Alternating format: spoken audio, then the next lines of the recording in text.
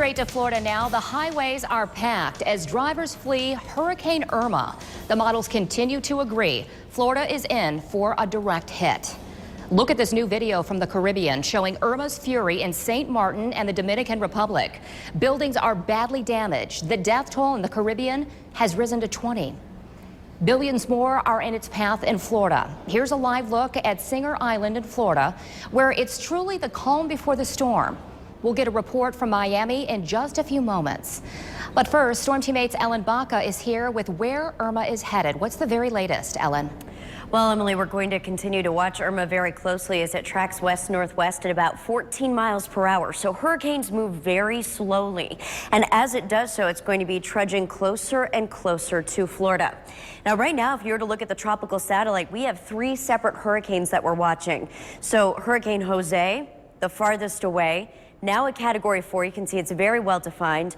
Irma is the one that's threatening Florida. And then you'll also notice Hurricane Katia, that's expected to go back into the Mexico region and give them very heavy rain.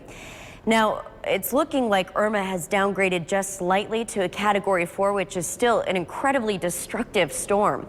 Wind speeds within this thing are close to about 150 sustained miles per hour. That means constant 150 mile per hour winds.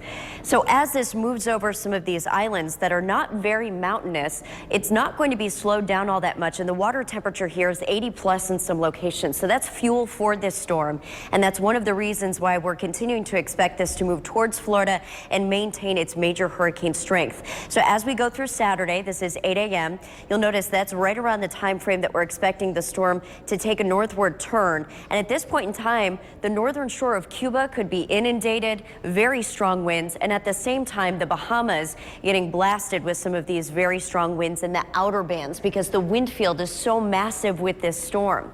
As we continue on, Sunday morning right now is when it looks like it makes a direct hit with the Florida Keys, continuing up there directly up the peninsula of Florida and steadily weakening by the time it gets to Atlanta, closer to about a tropical storm.